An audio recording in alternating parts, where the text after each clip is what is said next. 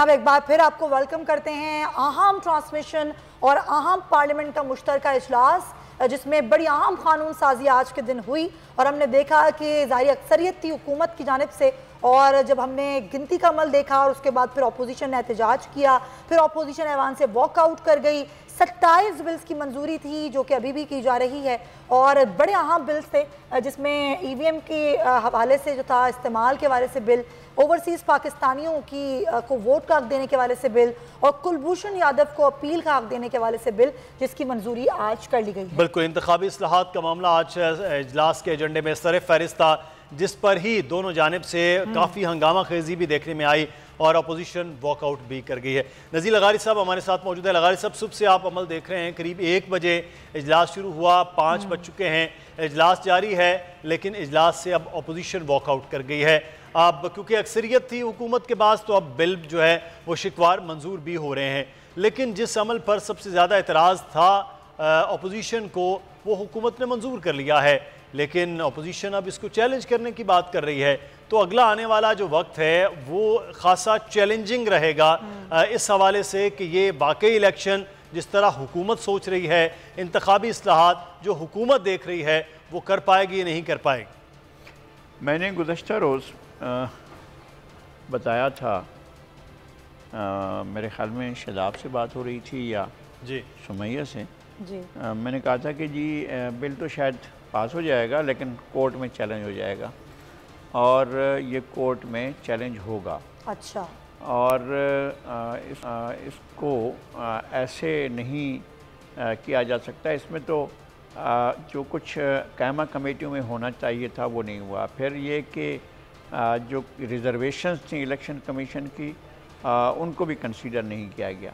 अच्छा, election commission अपने rules ख़ुद बनाता है और ये चीज़ें जो हैं इलेक्शन कमीशन का काम था। इसके लिए ये इतना हमारी पार्लिमानी तगोदौ जो हुई है, ये उसकी ड्यूरिसडिक्शन नहीं बनती थी मेरे अपने ज़ाती नुक्ता नज़र से। ये तो इलेक्शन कमीशन को सोचना चाहिए था कि ये काम किस तरह से किया जाए कि धांधली का रास्ता रोका जाए।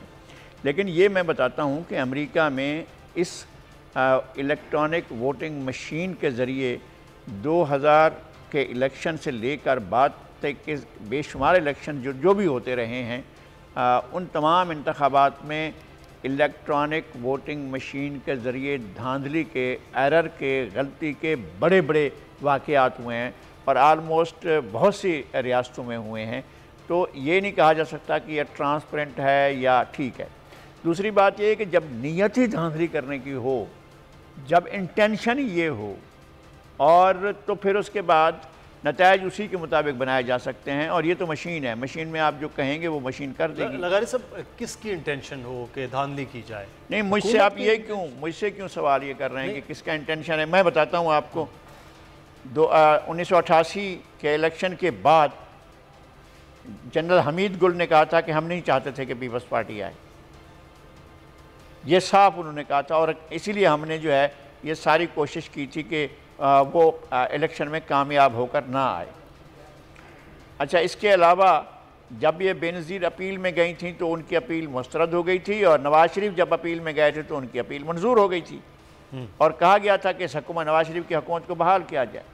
जब कोर्ट का फैसला आ चुका कि नवाज़ शरीफ हुकूमत को बहाल कर दिया जाए, तो 1-1.5 महीने के अंदर जो है, उससे भी कम मुद्दत में जो है, फिर दोबारा कैसे हुआ कि सदर से भी और वज़ीर आज़म से इस्तीफ़ा लिया गया।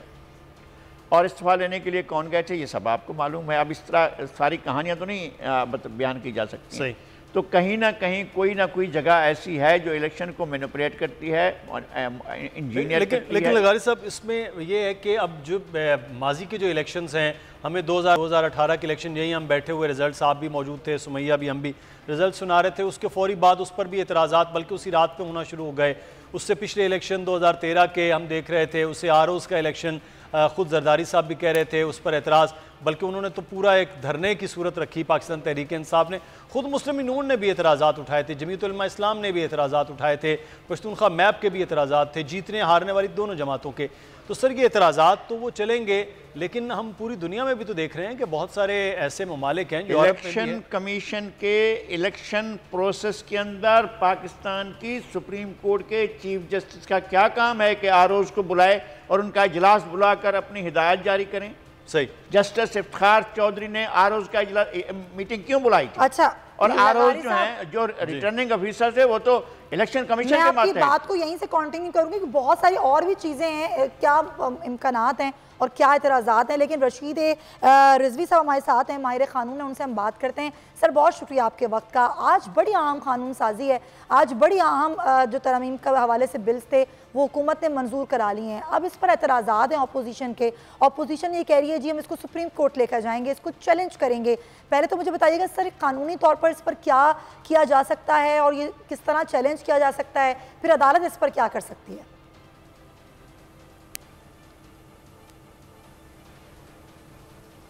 देखिए, आर्टिकल 8 के तहत तो हर शख्स को, हर पार्टी को ये इख्तियार है कि वो कोई भी ऐसा कानून जो बुनियादी हुकूक के ख़िलाफ़ हो या आइन की किसी शिक के ख़िलाफ़ हो, उसे वो चैलेंज कर सकते हैं।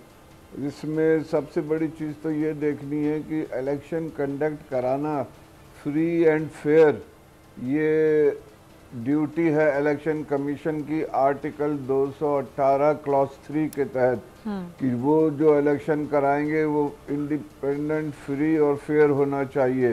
तो ये सारी पॉलिसीज, ये सब कुछ जो है ये इलेक्शन कमीशन की तरफ से आना चाहिए। वो पहले ही इस मशीन को रिजेक्ट कर चुके हैं, तो अब आप ये उनके ख़िलाफ़ एक फ़ैसला करके थोप रहे हैं, अपनी ब्रूटल मेजॉरिटी से फ़ायदा उठाकर उसको एक्सेप्ट कर रहे हैं। तो ये चीज़ें को देखना तो चाहिए सुप्रीम कोर्ट को कि किस तरह से आप ये कर सकते हैं। और इस मुल्क का जो वाहिद फ्री एंड फेयर इलेक्शन हुआ है वो बैलेटिंग पे हुआ है, बैलेट पेपर्स पे हुआ है, और वो 1970 का हुआ है। उसके बाद कोई इलेक्शन इतना फ्री एंड फेयर नहीं हुआ। बात है कि प्रिजाइडिंग ऑफिसर, रिटर्निंग ऑफिसर्स और दूसरी इदारे, शख्सियात कितना इंडिपेंडेंटली काम करते हैं। अगर लोगों की नीयत ख़राब है तो मशीन भी उन्हीं के उंगलियों पे चलेगी, हमारे और आपके थोड़ी चलेगी फिर।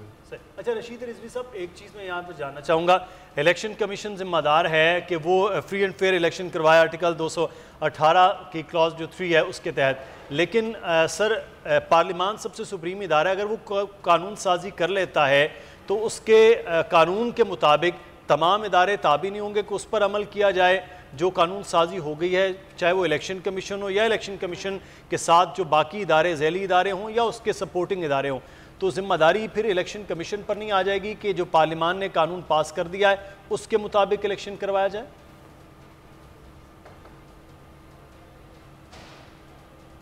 अब तो उस पर इलेक्शन कमीशन पर ये पाबंदी आयद होगी कि जो नए अमेंडमेंट्स हुए उसको वो फॉलो करे, इसलिए कि वो पार्लियामेंट के ख़िलाफ़ तो जा नहीं सकती है, लेकिन पार्लियामेंट को जो आइन साजी या कानून साजी के इख्तियार दिए हैं उसका भी स्कोप एक लिमिट किया गया है आर्टिकल 8 के तहत जी कॉन्स्टिट्यूशन में, कि कोई ऐसा कानून, कोई ऐसे कानून की शिक कि जो अगर फंडामेंटल राइट के ख़िलाफ़ है या आइन की शिक के उसके ख़िलाफ़ है तो वो चैलेंज हो सकती है। तो ऐसी कुछ चीज़ रशीद साहब आप समझते हैं कि ये जो कानून साजी की गई है उसको जब अपोजिशन चैलेंज करेगी तो आइन से मुतसादिम बज़ाहिर आपको, क्योंकि आप माशाल्लाह बड़े सीनियर कानूनदान हैं, आपको बज़ाहिर ऐसी कुछ चीज़ नज़र आ रही है जिसकी बुनियाद पर अपोजिशन इसको चैलेंज करेगी?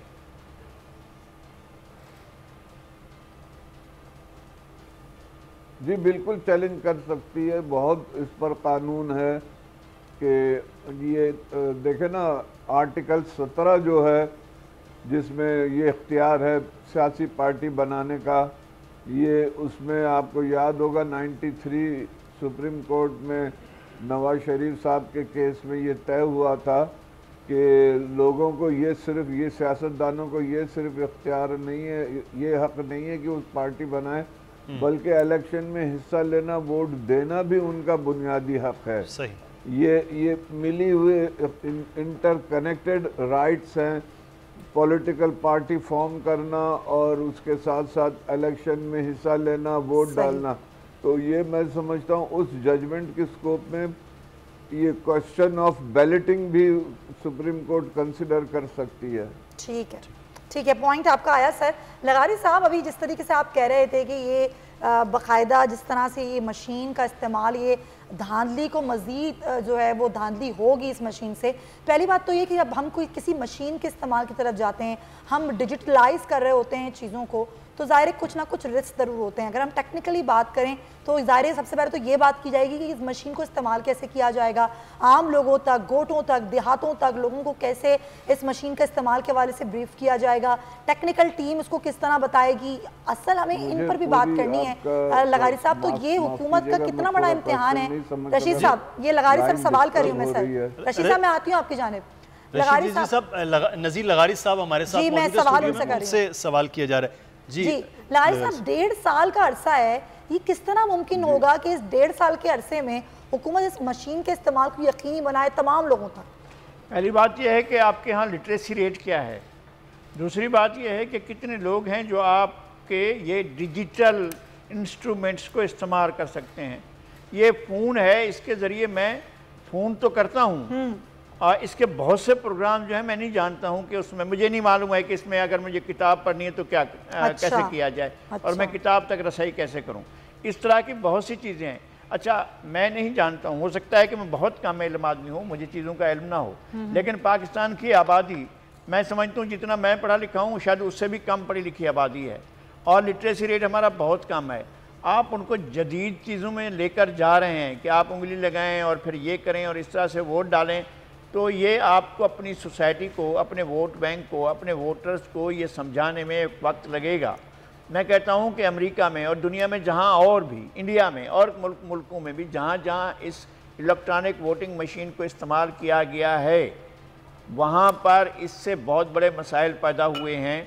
अच्छा, ये कैसे हो गया कि इलेक्ट्रॉनिक वोटिंग मशीन के ज़रिए वोट हुए और इल्ज़ाम आया कि रूस ने इलेक्शन चोरी किए डोनाल्ड ट्रंप की तरफ से, और ये सीरियस इल्ज़ाम था जो लगाया गया था डेमोक्रेट पार्टी की तरफ से। अब जब डेमोक्रेट पार्टी जीती है तो वही इल्ज़ाम जो है वो ट्रंप की पार्टी लगा रही है कि इलेक्शन चोरी हो गए। उन्होंने ये छुप कर और जाकर कहीं ऐसी जगहों पर नहीं कहें जहां हम सुन ना सकें, ऐसी जगहों पर इल्ज़ामात लगाए गए जहां हम सुन सकते हैं। और इतने मोस्ट मॉडर्न सोसाइटी में भी अगर ये इल्ज़ामात आते हैं तो हमें कंसीडर करना चाहिए कि इलेक्ट्रॉनिक वोटिंग मशीन के जरिए इलेक्शन चोरी हो सकते हैं। अच्छा, आप मुझे बताएं सर, आप हमारे सीनियर हैं, आप हमारे मोहतरम हैं, आप हमें बताइए कि आखिर इस मुल्क में धांधली रोकने का क्या तरीका होना चाहिए? अगर हम डिजिटलाइज, इंटेंशन, नीयत, अगर नीयत है कि इलेक्शन, मैं कहता हूं कि पूरे सिस्टम की, आप मुझसे इस तरह से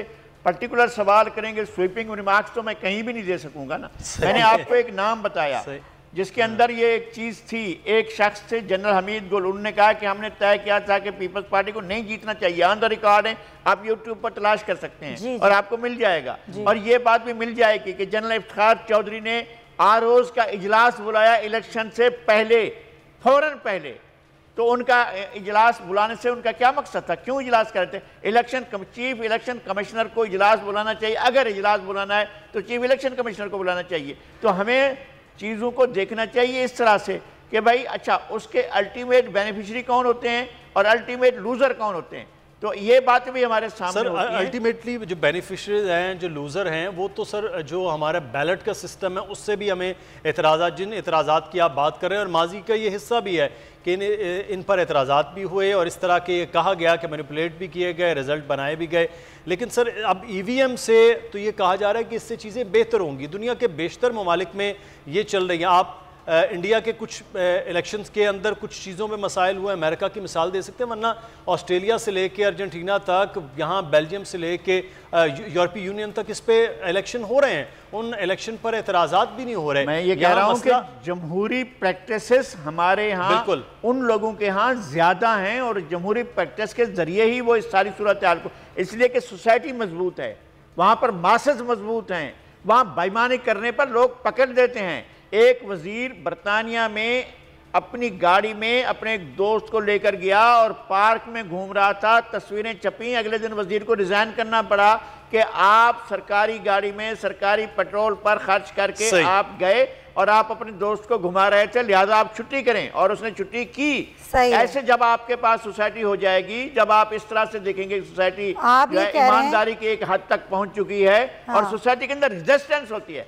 इस सोसाइटी का क्या रेजिस्टेंस है? एक पटवारी आंख दिखाकर लोगों को लिटा देता है। वैसे आप ये सही कह रहे हैं कि ये सिस्टम जो है ना, जब सिस्टम को आप तब्दील कर तो चीजें बेहतर होती हैं। असल है सिस्टम को तब्दील करना, तो वो कैसे किया जाएगा? जाहिर है वो एक तवील मामला है, एक काम करना होगा इस पर। अभी हमें ज्वाइन करें कुंवर दिलशाद साहब, साबिक सेक्रेटरी इलेक्शन कमीशन है, उनको हम वेलकम कहेंगे, और उसामा गाजी भी हमारे साथ हैं, सीनियर एंकर पर्सन है, उनको भी हम वेलकम कहेंगे।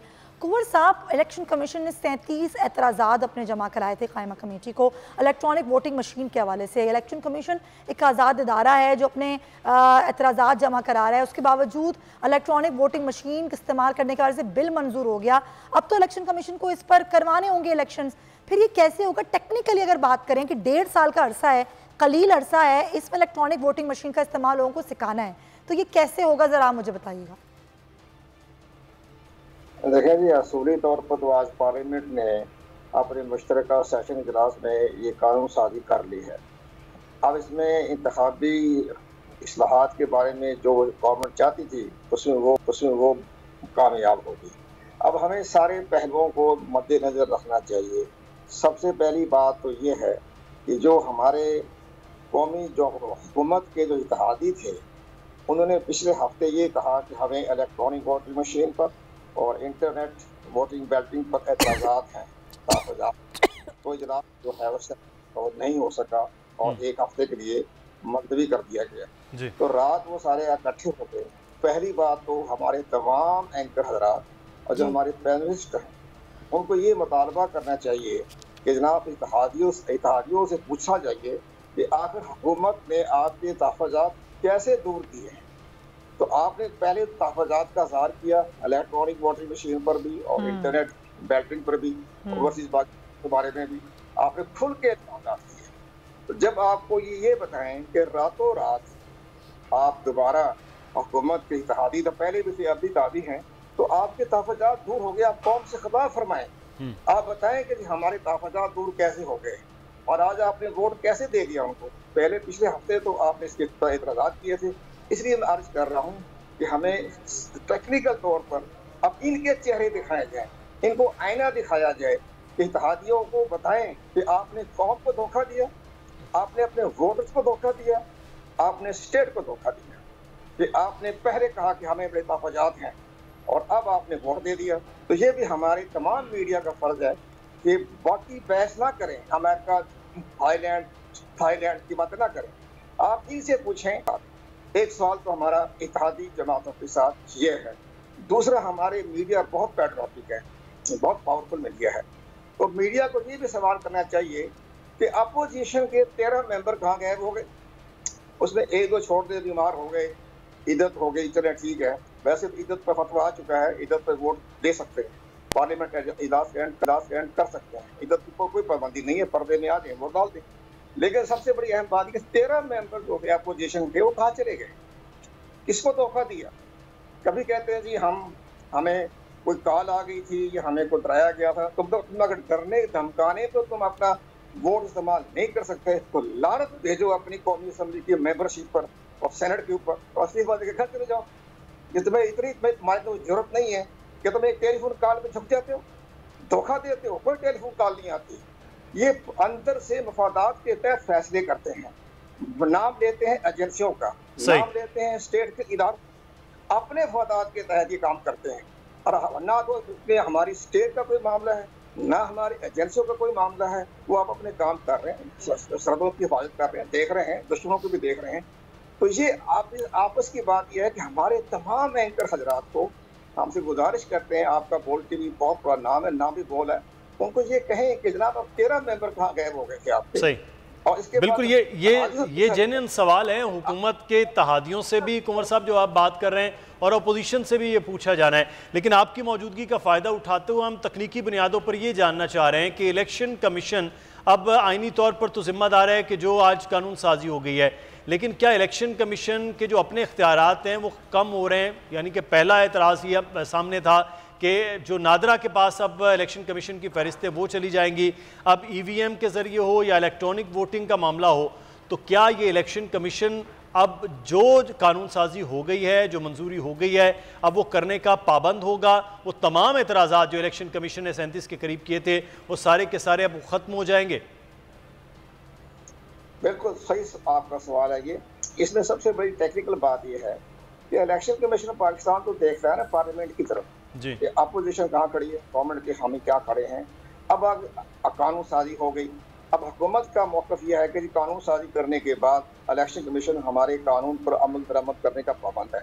लेकिन ये इलेक्शन कमीशन जो है ये 2018 का इलेक्शन कमीशन नहीं है, ये 2021 का इलेक्शन कमीशन पाकिस्तान है। तो ये खुद गौर व खोज करेंगे, देखेंगे, अपनी कमीशन का इजलास तलब करेंगे, बुलाएंगे कि जो आइन से मुतसादम है, जो आइन के साथ टकराव है, कन्फ्लिक्ट हो रहा है, उसके बारे में इलेक्शन कमीशन पाकिस्तान जो है मुमकिन है एक रेफरेंस जो है वो सुप्रीम कोर्ट ऑफ पाकिस्तान में फॉर गाइडेंस, हुकूमत के खिलाफ नहीं, फॉर गाइडेंस कहेंगे कि जनाब ये शिकें जो है ये आइन से मुतासर है। और जो इलेक्ट्रॉनिक वोटिंग मशीन के अंदर शफाफियत नहीं है, इसमें सॉफ्टवेयर चोरी हो सकता है, साइट पर चेंज हो सकता है, और जो चिप्स है वो निकाल सकती है। इसके अंदर बाजदारी का मसला भी आ रहा है। हमें आर्टिकल 226, 218 और 219 से ये मुतसादिम नजर आ रहा है। आप हमें गाइडलाइन दें। ये इलेक्शन कमीशन अपनी गाइडलाइन लेने के लिए रेफरेंस इलेक्शन कमीशन पाकिस्तान भेजने का मिजाज है। ये उनके अपने स्वागत इख्तियारात है, भेजते हैं कि नहीं भेजते। ये भी एक नुक्ता है कि रेफरेंस जो है वो इलेक्शन कमीशन की जानिब से किया जा सकता है। हम हमेशा भी अपोजिशन के हवाले से बात कर रहे थे, आपका पॉइंट आया, अभी आपको बात कर रहे हैं आज की कानून साजी के हवाले से। हमारे साथ मोहम्मद उसामा गाजी भी मौजूद है, सीनियर पर्सन। बहुत शुक्रिया उसामा गाजी साहब आपके वक्त का। हुकूमती एक तरह से फतह आज के दिन तो बहरहाल हुई है कि उन्होंने जो कवानीन रखे वो अपने पहले इत्तेहादियों को मना लिया और उसके बाद अब वो कानून साजी भी मुमकिन बना ली है। तो इसका मतलब है कि अब जो चाह रही थी हुकूमत उसकी तरफ पहला कदम तो उन्होंने उठा लिया। आप देख रहे हैं कि सुप्रीम कोर्ट क्या करेगी, लेकिन फिल वक्त हुकूमत की फतह समझी जाए कि जो उन्होंने कामयाबी हासिल कर ली है सारे अमल में। इस वक्त तो यकीनन हुकूमत बहुत ज़्यादा मजबूत पोजीशन में नज़र आ रही है। इमरान खान साहब भी बहुत ज़्यादा मजबूत पोजीशन में नज़र आ रहे हैं और मुझे लगता है कि जो ख़तरा था इमरान खान साहब को वो सड़कों पर नहीं था, कभी भी नहीं उस तरह से सड़कों पर आ, चाहे फजल रहमान साहब का धरना हो। ये बातें हो रही थी ना उस चेंज की कि जनाब इत्तेहादी साथ छोड़ रहे हैं, हमें यकीन दहानियाँ हो रही हैं, मुलाकातें हैं, मेरा ख्याल है वो सब चीज़ें दम तोड़ गई हैं। और अब इससे होगा ये कि अब जो 1.5-2 साल रह गए हैं उसमें इमरान खान साहब और ज़्यादा अपने आप को मजबूत महसूस करेंगे और उनके जो काफ़ी ज़्यादा बिल पेंडिंग चल रहे थे, काफ़ी ज़्यादा पिछले आप देख लें 3 साल में उन्होंने जो मेन चीज़ें थी वो करवा ली हैं। अब लगता नहीं है, बज़ाहिर नहीं लगता कि अगले 2 साल उनको इस तरह की सिचुएशन कोई दोबारा इस तरह की होगी। फिर वो ऑर्डिनेंस से कहीं काम चला लेंगे, साल तो इसी तरह से कर लेंगे, 6 महीने का ऑर्डिनेंस आएगा, 6 महीने मजीद वो चल जाएगा। तो इमरान खान साहब अब ज़्यादा कॉन्फिडेंट आपको नज़र आएंगे और जो इस वक्त महंगाई है, बेरोज़गारी, परेशानी, गुर्बत, ये सब ये सड़कों पर नहीं होने, लोग इनके लिए इसीलिए बाहर नहीं निकलते अपोजिशन के लिए। इनको जो मेन इनके पास स्ट्रेंथ थी वो इन हाउस इनके पास थी, यानी पार्लियामेंट के अंदर थी। तो पार्लियामेंट में ये बुरी तरह से आज नाकाम हो गए हैं और उसी वजह से आपने देखा कि उसके बाद फिर वही जनाब नारेबाजी और एजेंडा फाड़ दो, ये कर दो, वो कर दो। जब जाएगा सुप्रीम कोर्ट में मामला तो सुप्रीम कोर्ट में जाएगा। लेकिन आज के दिन अगर बात करें तो इसमें कोई शक नहीं है कि इमरान खान साहब को एक दफ़ा फिर ये बड़ी फतह है उनकी हुकूमत की कि आज भी उनकी मेजॉरिटी है और वो हुकूमत की फतह तो है, लेकिन आगे आने वाले इत्तेहादियों के साथ वो भी बड़े हंगामा खेज होंगे। नज़र कुछ इसी तरीके से आ रहा है कि ज़ाहिर अपोजिशन क्या करने लगी है। लेकिन अभी जो बात की थी कुंवर दिलशाद साहब ने, उनकी बात को मैं आगे बढ़ाना चाहूँगी। आपसे बात करूँगी रशीद रिजवी साहब, जब हम बात करते हैं कि जी सुप्रीम कोर्ट इसमें क्या करेगी, ज़ाहिर जब उनके पास जाएगा, मैंने पहले सवाल किया था कि अपोजिशन अगर लेके जाती है, इसको चैलेंज करती है, अब इलेक्शन कमीशन अगर एक रेफरेंस बनाता है जो तकनीकी बुनियादों पर होता है कि टेक्निकली इस मशीन को इस्तेमाल नहीं किया जा सकता, टेक्निकली ये मशीन का सॉफ्टवेयर तब्दील किया जा सकता है या कुछ भी कोई ऐसे टेक्निकल जवाब बना के और एक रेफरेंस दायर किया जाता है इलेक्शन कमीशन की जानिब से, तो फिर सुप्रीम कोर्ट किस तरह कार्रवाई करेगा?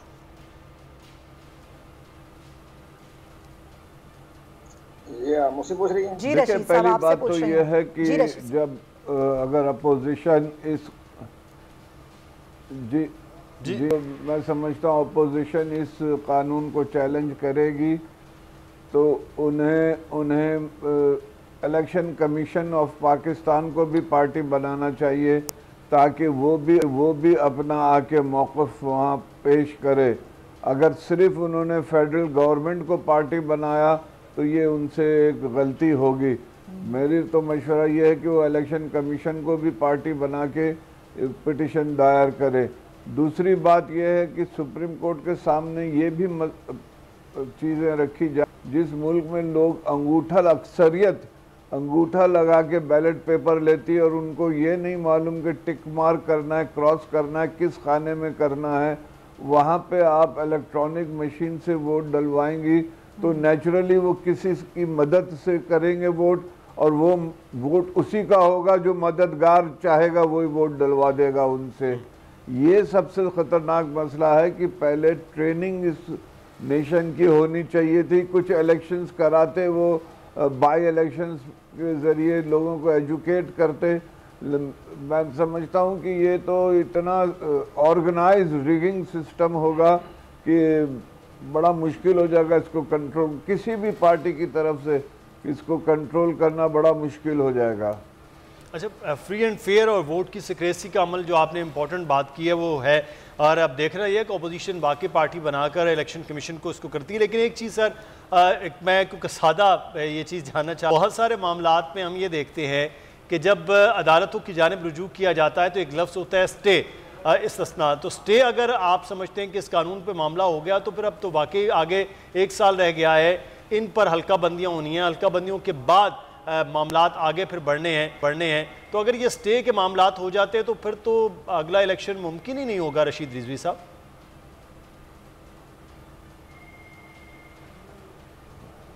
नहीं, इसको सुप्रीम कोर्ट 1 महीने में भी सुन के अगर चाहे तो एक साइड पे किसी न किसी तरफ फैसला कर सकती है।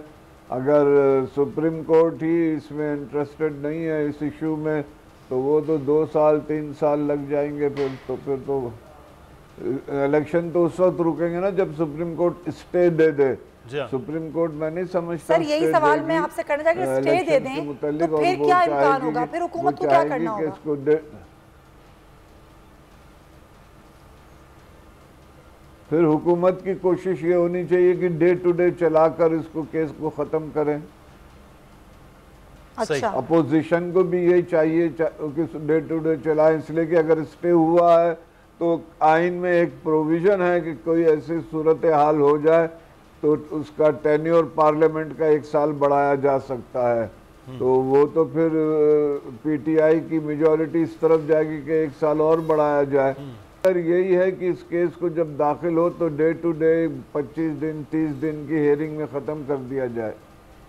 बहुत शुक्रिया रशीद रिजवी साहब, सीनियर कानूनदान हमारे साथ मौजूद थे। अब देखना ये है कि अपोजिशन किस तरह से इस केस आती है अदालत में और क्या तरीक़ाकार होता है। लेकिन एक चीज़ जो इलेक्शन कमीशन के एतराज़ात थे, मैं कुंवर साहब आपसे उन एतराज़ात में अब वो तमाम तरह एतराज़ात हैं वो अपने रेफरेंस के ज़रिए या कैसे वो भी सुप्रीम कोर्ट की जानिब जा सकते हैं, ये आपका भी अंदाज़ा है। लेकिन एक चीज़ जो है कि वो वक्त की भी बड़ी कमी है तकनीकी बुनियादों पर। तो जब वो वक्त की भी कमी है और इलेक्शन कमीशन का इस्तेहकाक है, वो किस तरह की वोटिंग मशीन लेता है, वो किस तरह से वोटिंग मशीन लेता है, क्या तरीक़ाकार होता है, ये तो फिर इलेक्शन कमीशन को डिसाइड करना है कि वो क्या तरीक़ाकार है। इसमें तो हुकूमत नहीं किसी भी तरह से वो उनको बता सकती है या डिक्टेट कर सकती है। देखिए, हुकूमत का कोई ताल्लुक नहीं है। सबसे बड़ी अहम बात यह है इसके अंदर कि हमारा जो आज कानून साजी हुई है उसमें ये नहीं लिखा हुआ कि 2023 के इलेक्शन में आपने इलेक्ट्रॉनिक वोटिंग मशीन इस्तेमाल करनी है। उन्होंने कहा जी आइंदा इंतखाबात हो उस पर आप इलेक्ट्रॉनिक वोटिंग मशीन का इस्तेमाल करें। उसके ऊपर एक रोड मैप बनाएंगे इलेक्शन में पाकिस्तान को, कहेंगे जी हमें तो इसमें 5 साल चाहिए, हमें ट्रेनिंग देनी है, हमारे पास लॉजिस्टिक सपोर्ट नहीं है, हमारे अंदर कैपेसिटी नहीं है, हमने अभी लोकल गवर्नमेंट के लिए इंतखाबात करवाने हैं, फिर हमने डिलिमिटेशन करनी है, हमने इंतखाबी फरिस्त की अपडेट करना है। तो हम ये जो आपके तकरीबन 4 लाख जो हैं इलेक्ट्रॉनिक वोटिंग मशीन के जो एक्सपर्ट होंगे आईटी के, जिनको इस्तेमाल करने का तरीका बताएंगे, उनको ट्रेनिंग देनी है 4 लाख आदमियों को। हमारे पास तो टैब नहीं है, हम इसको स्टेप बाय स्टेप चलेंगे। ये तो नहीं हमने आपको की बात नहीं है, हमने 10 या 15 पोलिंग स्टेशनों पर हम करवा देंगे इलेक्ट्रॉनिक वोटिंग मशीन किया, तो बाकी जो है Aahista Aahista step by step चलेंगे। जैसे इंडिया ने 25 साल लगाए तो हमें कम अज़ कम 5 साल दे दें। कि वो हम तो इंडिया के एक सूबे के बराबरी है ना, हम तो अब मुल्क के लिहाज से, आबादी के लिहाज से, तो वो कहेंगे हमें आप 5 साल दे दें, इंडिया ने 25 साल लगाए हैं। तो ये आहिस्ता आहिस्ता चलेगा सिस्टम। फिर इसके बाद केयर टेकर गवर्नमेंट आ जाएगी अगस्त 2023 में, तो फिर केयर टेकर गवर्नमेंट के सामने अपना ये पेश करेगी, वो बिल्कुल जामदार गवर्नमेंट होगी।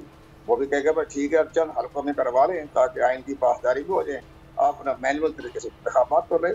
ये कुछ ज़्यादा हुकूमत को भी खुशफहमी में मुब्तला नहीं होना चाहिए।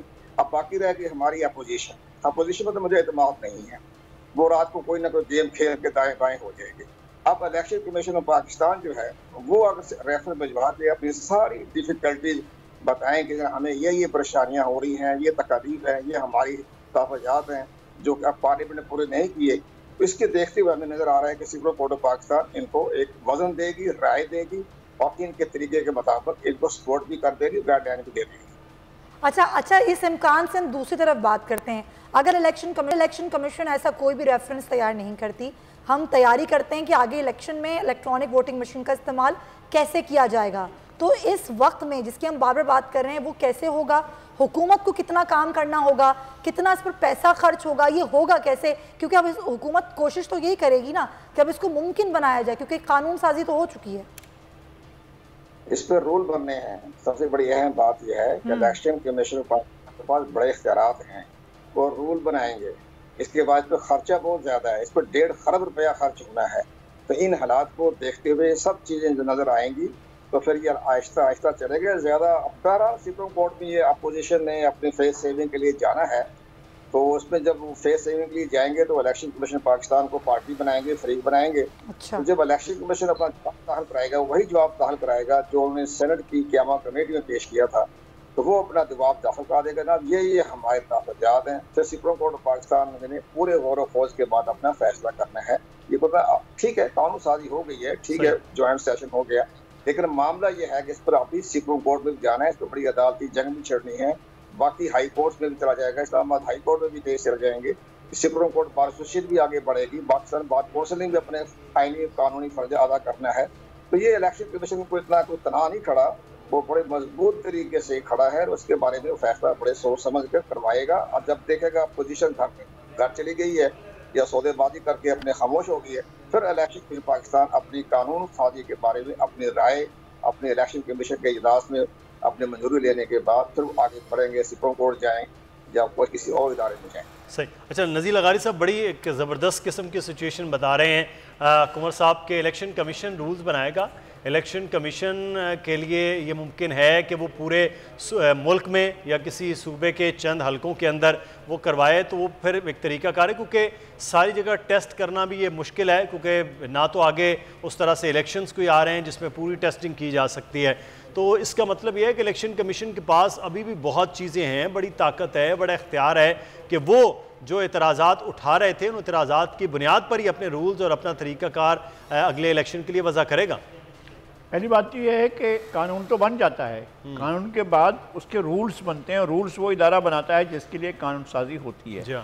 अब इलेक्शन कमीशन इलेक्शन कराने के सिलसिले में इन्होंने, मैं तो ये समझता हूँ, मेरा एक नुक्ता नज़र हो सकता है कि कमर दिलशाद साहब इससे इत्तफाक ना करें, लेकिन मेरा ख्याल ये है कि ये जो कुछ किया गया है ये भी डोमीन इलेक्शन कमीशन की ही थी। ये डोमीन ऐसा नहीं था। इलेक्शन कराना एक तरीक़ाकार है, खुफिया राय शुमारी के ज़रिए कराना ये भी एक वो है, तयशुदा अमर है, और कैसे कराया जाए ये भी एक रूल ऑफ बिज़नेस के तहत है, जो रूल्स वज़ा करने हैं इलेक्शन कमीशन ने। अब ये सारे जो बिज़नेस किया गया है आज सुप्रीम कोर्ट में, ये जुरिस्डिक्शन थी इलेक्शन कमीशन को, इलेक्शन कमीशन ने खुद तय करना था। अगर वो ये खुद तय करता कि हमने जाना है इलेक्ट्रॉनिक वोटिंग की तरफ और हम इस तरह कर सकते हैं, तो फिर उसका अपना तरीक़ाकार वो खुद तय करता। ये चूँकि हुकूमत का इंटरेस्ट है और हुकूमत का बल्कि मैं समझता हूँ कि वेस्टेड इंटरेस्ट है, और वो चाहती है कि इस तरह के इलेक्शन के ज़रिए इलेक्शन को मैनिपुलेट करके, इंजीनियर करके, या इसको जो है वो रिग करके नतायज हासिल किए जाएं। तो ये बात तो पूरी अपोजिशन कह रही है, पूरी सिविल सोसाइटी कह रही है, तमाम लोग कह रहे हैं कि इनका इंटेंशन ठीक नहीं है। तो ये एक सवाल यहाँ मौजूद है। दूसरा सवाल ये है कि ये काम करना था इलेक्शन कमीशन ने, ये रूल्स बनाना इलेक्शन कमीशन का काम था। और अगर उन्होंने रूल्स बनाने हैं, अब भी इस पर भी रूल्स बनाने हैं, तो तरीक़ाकार तो ज़ाहिर इलेक्शन कमीशन तय करेगा ना कि रूल्स कैसे बनाए जाएँ इन कवानीन के मुताबिक।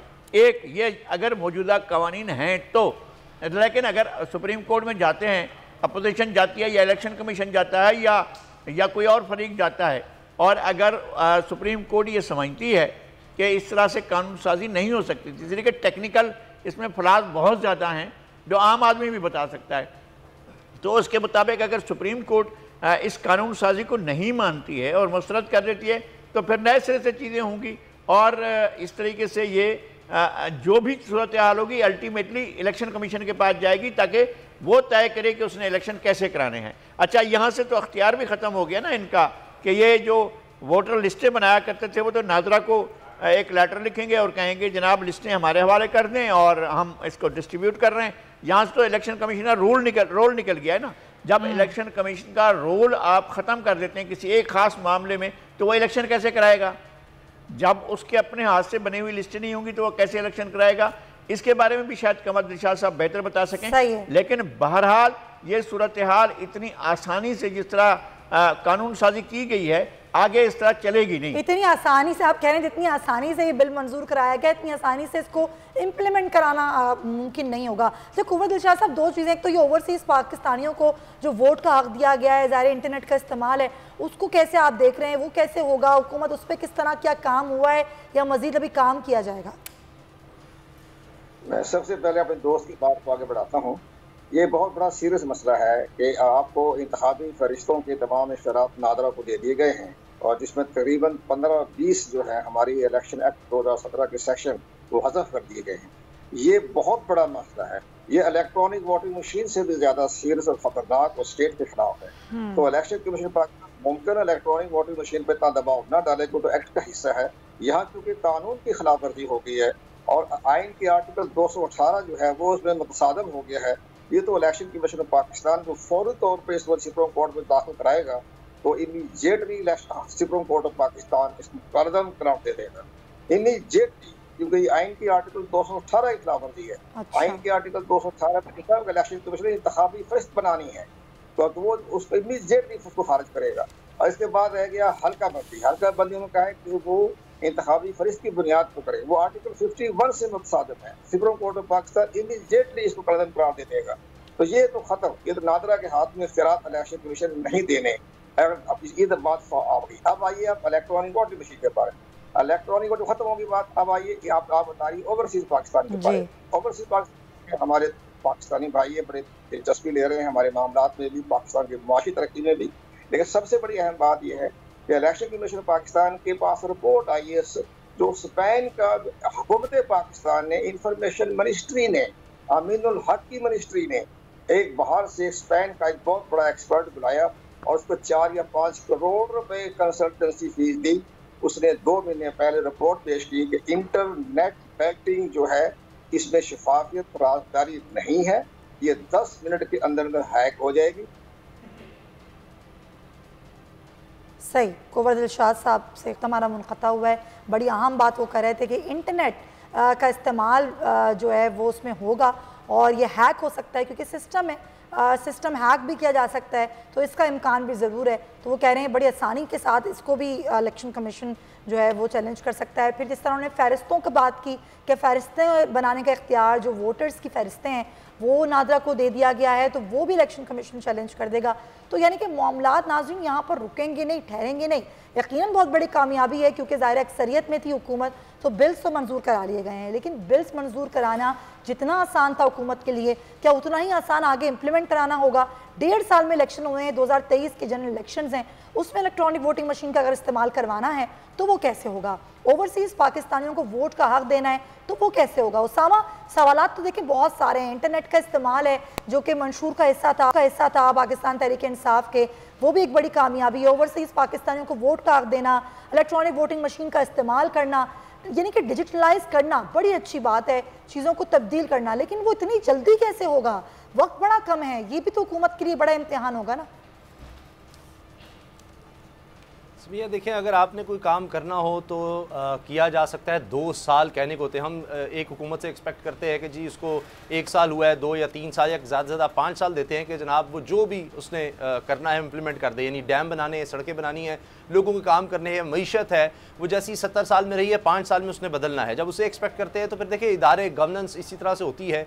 अब जो भी हम कह लें, अगर कोई चीज़ है उसमें बहुत कुछ हो सकता है। आज इंटरनेट का दौर है, इंटरनेट शटडाउन हो जाता है तो क्या उसका इस्तेमाल बंद कर दें? फेसबुक, ट्विटर है, सोशल मीडिया है, यूट्यूब है, जनाब ये बैठ जाते हैं, हैक हो जाते हैं, तो क्या इनका इस्तेमाल बंद कर देंगे? तो अगर इसमें हैकिंग होगी तो बिल्कुल शर्मिंदगी होगी, देखा जाएगा। इलेक्शन कमीशन का ये काम है, वो पहले इसको टेस्ट कर ले, किसी एक हल्के में लेकर जाकर टेस्ट करके देख लें। देखिए, अगर नीयत नहीं होगी इलेक्शन कमीशन की तो यकीनन हुकूमत जितनी मर्जी कानून साजी कर लेगी तो उसके बाद उसके लिए बड़ा मुश्किल हो जाएगा, इदारे उसका साथ नहीं देगा। लेकिन हो सकता है मैं गलत हूँ, लेकिन कानून साजी जो है वो पार्लियामेंट का हक है।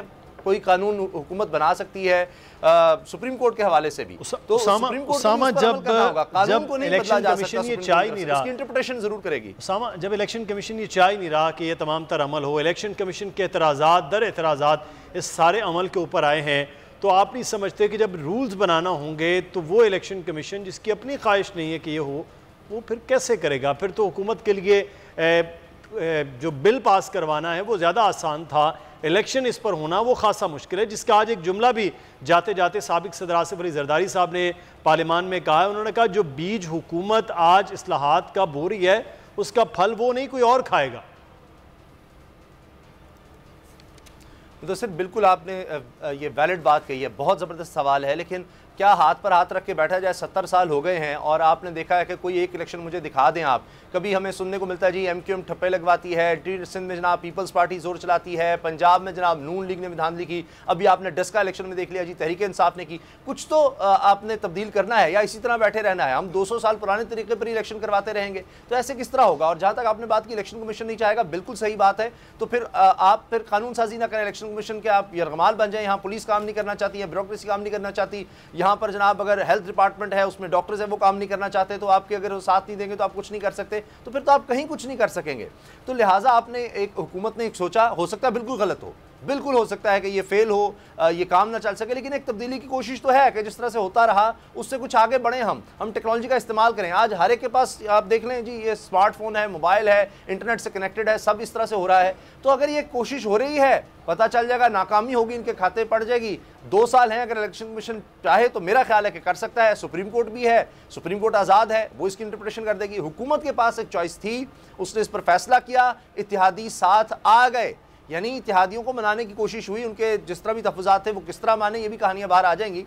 लेकिन उनको इसका मतलब है उनको क्या इलेक्शन अजीज़ नहीं है, क्या उन्होंने वोट नहीं लेने, तो उनको इसमें कुछ तो तसल्ली हुई होगी कि हाँ इसमें हमें भी वोट मिल जाएंगे, इसमें तहरीक इंसाफ जनाब कोई इतनी धांधली नहीं कर जाएगी कि बस तहरीक इंसाफ ही होगी और जनाब कहीं किसी और को बारी मिलेगी। घर बैठे जनाब इमरान खान कहेगा इतने वोट इधर डाल दो, इतने वोट इधर डाल दो, या जनाब इस्टेब्लिशमेंट आ जाएगी और सब कुछ कर देगी। वो इतने दूध पीते बच्चे भी नहीं हैं, इतने सीधे भी नहीं है कि जनाब हाँ जी बस ठीक है इसको हम वोट दे देते हैं और अपने हाथ और ज़ुबानें, कान, आंखें सब हम निकाल कर दे देते हैं जनाब इस हुकूमत के या जनाब किसी मुख्तदर हल्के के कहने पर। तो इतना भी आसान नहीं है। लेकिन बहरहाल देखते हैं, मेरा ख्याल यही है कि कोई आगे इलेक्शंस अगर आ रहे हैं, बल्दियाती इलेक्शन तो चले हम कहेंगे बड़े पैमाने पर है, लेकिन किसी ज़िमनी इलेक्शन में इलेक्शन कमीशन को अपनी इंटेंट शो करनी चाहिए। और बाकी सुप्रीम कोर्ट में पता चल जाएगा कि अगर ये इतना ही बुरा है और बिल्कुल नाकामी और कहीं ये हो ही नहीं सकता, ये हुकूमत ने फ्रॉड मशीन बनाई हुई है, तो इसको चेक किया जा सकता है। सही है, तो हुकूमत सोच भी रही है इसमें कि बल्दियाती इलेक्शन में इसको टेस्ट किया जा सकता है, लेकिन करना जिससे है वो इलेक्शन कमीशन है, वो करेगा। जब वो नहीं करना चाह रहा तो फिर ये कैसे होगा? लगारी साहब देखें, चीज़ों को तो हमें तब्दील करना पड़ता है, वक्त के साथ तब्दीली भी आती है, वक्त के साथ आप टेक्नोलॉजी के ऊपर भी जाते हैं और यही एक सोच है कि आप टेक्नोलॉजी के ऊपर जाएं, आप चीज़ों को चेंज करें। हमेशा एक जमात जो हार जाती है वो खड़े होकर धांधली का इल्ज़ाम लगा देती है। अब इस धांधली को रोकने का दरवाज़ा भी तो कोई होना चाहिए।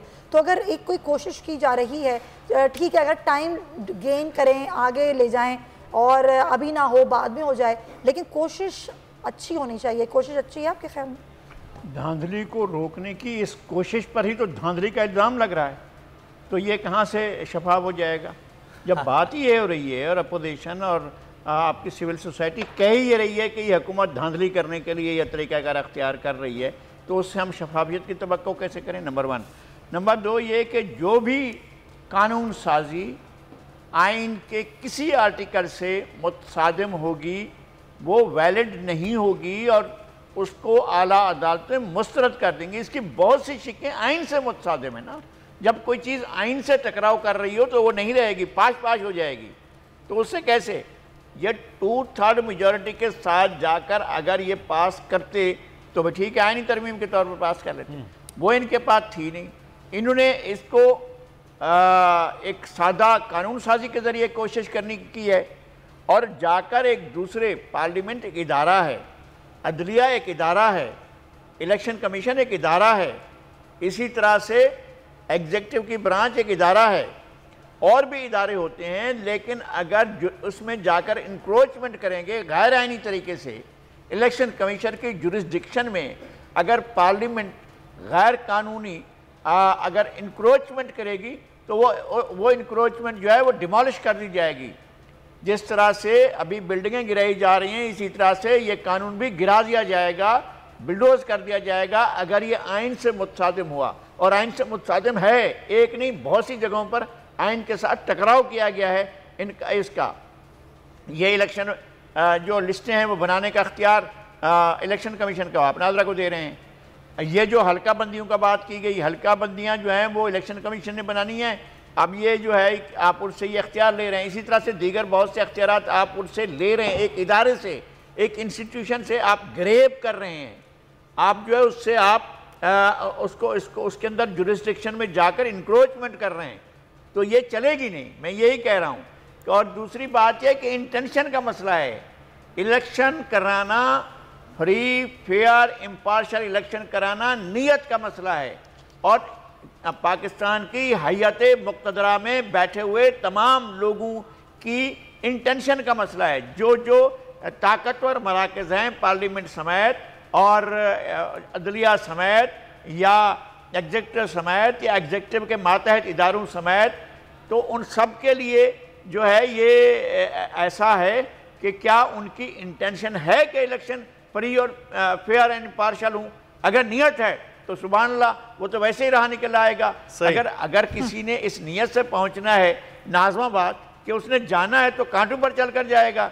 अगर आपने उसको नहीं जाने देना नाज़माबाद तो आप बांध कर कहीं भी। लेकिन सर ये है कि नाज़माबाद के लिए वो चाह रहे हैं कि फ्लाईओवर बना दिया जाए ताकि सीधा सीधा चले जाए, रास्ते में कोई रुकावट ना आए, इसलिए शायद वो हो रहा है। अब देखना ये है कि इस चीज़ों के लिए वो क्या मामलात होते हैं। फ्लाईओवर बनाने के लिए चोरी का मटीरियल इस्तेमाल नहीं करें ना। नहीं, अब ये वाला मामला है कि अब ये चोरी है या नहीं, इंटेंशंस है, इंटेंशंस को इंटेजिबल है। मैं जज नहीं कर पाऊंगा कि मुस्तकबिल में ये क्या चीज़ें होंगी। अगर ये आइन से मुतसादिम है तो फिर ये आला अदलिया के अंदर ये चीज़ें जो हैं वो वहाँ पर रिजेक्ट हो जाएगी। बहुत शुक्रिया नज़ीर लगारी साहब हमारे साथ मौजूद थे, आपका बहुत शुक्रिया सर। मोहम्मद उसामा गाजी साहब आपका भी बहुत शुक्रिया। आज दिन पर बड़ी एक हंगामा खेजी का मंजर पार्लियामेंट के इजलास के अंदर, और आज हमने पूरे इजलास से मुतालिक तमाम तर चीज़ें वो भी आपको आगाह की, और साथ ही साथ जो मुमकिनात हो सकते हैं और अगले आने वाले वक्त में इस आज के तरमीमी बिल्स के हवाले से और जो दीगर बिल्स हैं उस पर क्या मामलात हो सकते हैं, उस पर आज आपको बताया हमने। जी हाँ, खदशात क्या हैं, सवालात क्या हैं, और यकीनन ये सिर्फ आज का दिन नहीं था जो हंगामा खेज था। आने वाले कई दिन अभी हुकूमत के लिए बड़े हंगामा खेज साबित होंगे। ज़ाहिर ये पूरी एक जर्नी है जो कि करनी है इलेक्ट्रॉनिक वोटिंग मशीन इंतखाबी इस्लाहत के हवाले से। आपको आगे आगाह करते रहेंगे। फिलहाल ट्रांसमिशन का वक्त खत्म होता है। अपना बहुत ख्याल रखिएगा। अल्लाह।